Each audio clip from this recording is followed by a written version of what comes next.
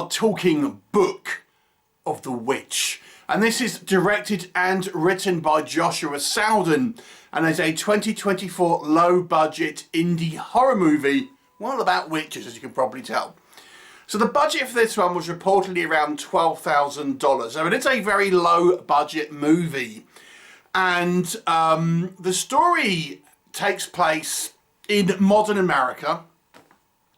And we have these two security guards, August and Victoria, who are both kind of looking after this somewhat seemingly empty property. And they've become pretty good friends over the course of this job. Now, unbeknownst to August, Victoria is actually on the trail of a centuries-old witch, because this witch has mastered being able to extend her life. And Victoria is extremely afraid of death, and as such she wants to steal the witch's book and get the secrets of extending her own life, and you know, the kind of consequences be damned, so to speak. So inevitably we get Victoria trying to track down this witch and obviously steal her book of spells, so to speak. Is she successful? What will happen? You'll have to watch the movie and find out. So let us discuss Book of the Witch. So for us, a low budget movie, positives first of all. You know, we watch a lot of low budget movies on this channel, and a good number of them tend to be run of the mill, cookie cutter, quickly turned around. You know, a bunch of girls getting chased around by something in a house. The one survives, and rinse and repeat. And there's a lot of movies like that. And it's nice to see a low budget movie trying to both do something a little bit different and also have some stylistic touches in there. And I would say this is true of this movie. Whilst I wouldn't say this movie is necessarily breaking new ground in regards to storytelling, I think at least the story here is a little bit different from the norm that you'll get in such kind of low budget fare. So I'll give it props for that. The thing that struck me most about this movie, however, was the technical elements. Because I thought this movie looked very well filmed and has a slick production for such a low budget. I mean, there looks like there's been some good attention to detail in how the movie looks. The cinematography, the lighting, the colour grading.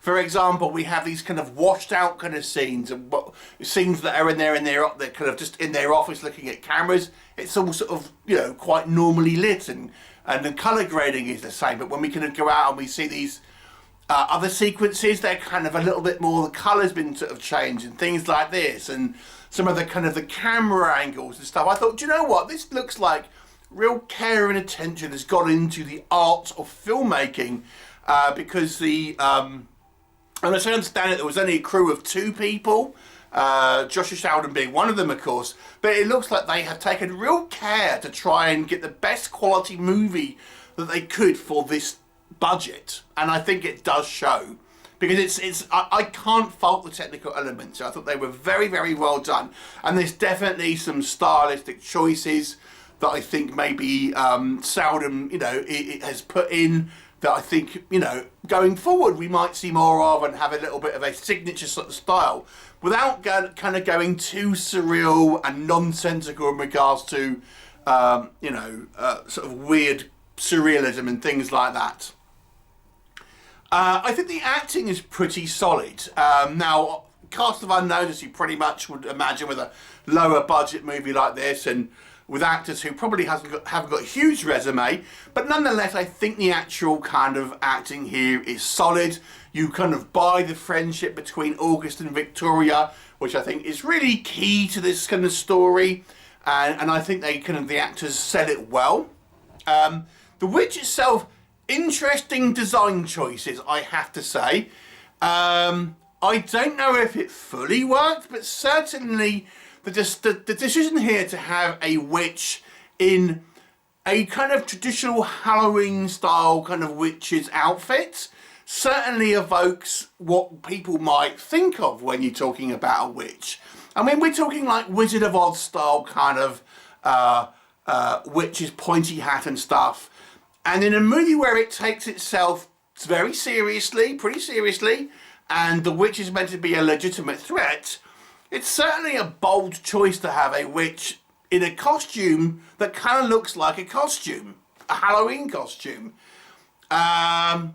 You know, certainly evokes the traditional image of a witch, I would say, and you know, it's interesting. In a way, I kind of liked it because it's very clear about what's going on here and what the kind of threat is, I suppose. And you know, in a way, it kind of looks cool. So there is that. And there's, you know, they've done a few bits with makeup and stuff to look a bit decrepit, and the witch is treated like she is quite a dangerous individual who has power and influence, you know, and can cause you damage and can cause harm. So, you know, that I found it interesting. You can probably tell I'm going to come back to that, but, you know, yeah, in a way I kind of like the decision there. And the witch is treated seriously, and she does seem like it's kind of a genuine kind of threat. And, you know, there's stuff hinted at about her kind of past. But she does seem like cognizant. We hear her speak a few times, although not a huge amount. And she certainly seems to have been busy at work, sacrificing people to extend her life.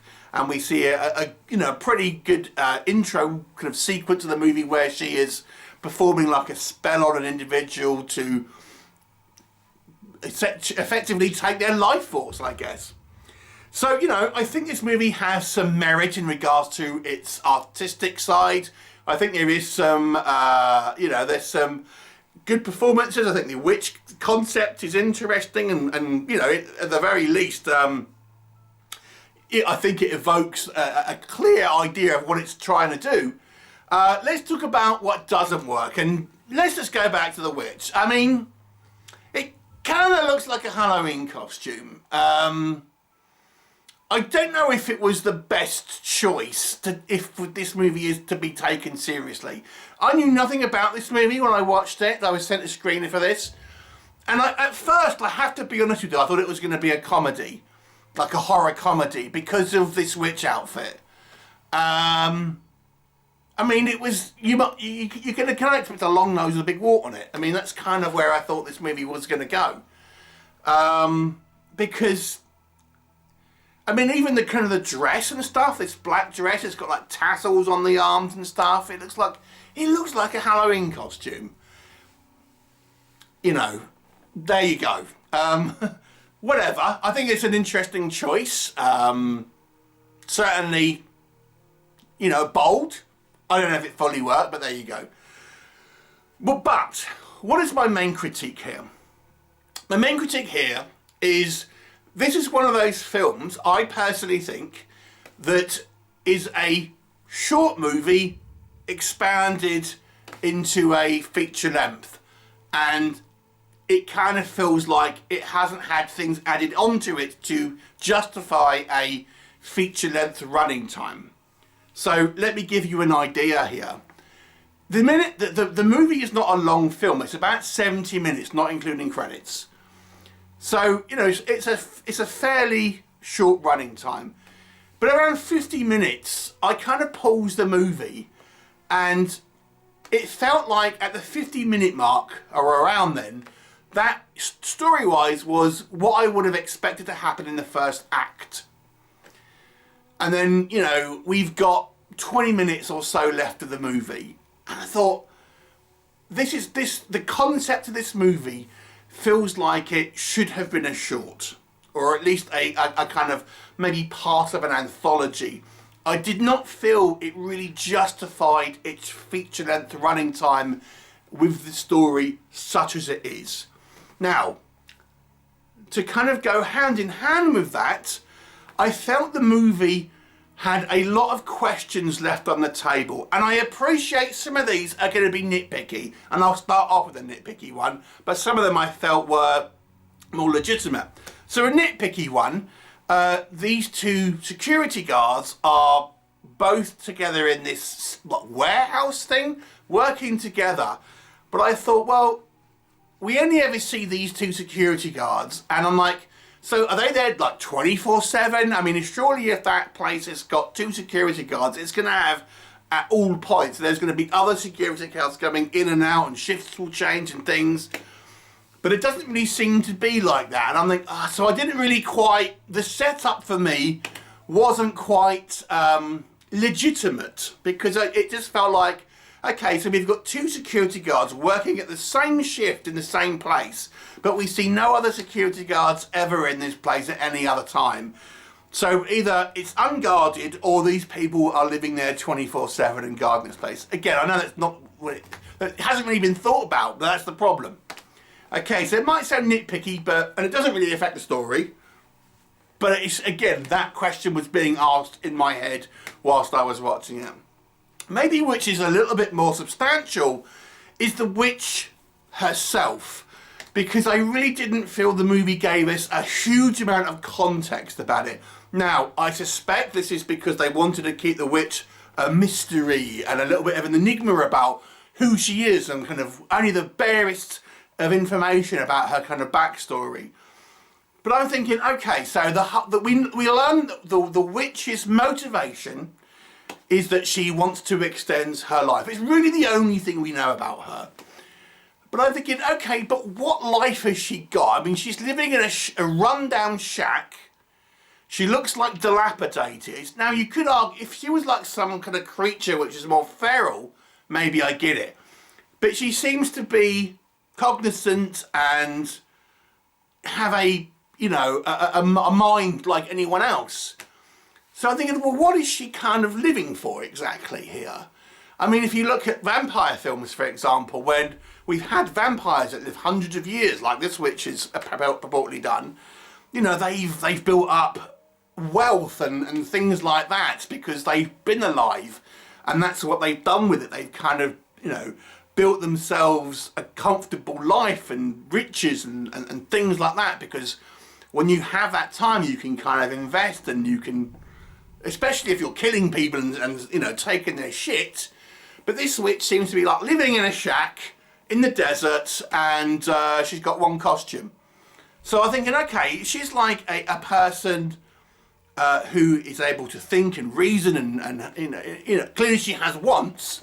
Why is, you know, we're given no information about her. She kind of acts like a creature, but she's, you know, we are meant to believe she is a person who has thoughts, albeit she's supernatural and stuff, thoughts and desires, and has motivations, but the motivation seems to be living in a dirty shack. I think that needed more context, and that could have been a way, even if you didn't show it, you could, you know, we could have had ways of, you know, the character of Victoria investigating and stuff, because at this point when we meet Victoria, she's more or less kind of done her investigation.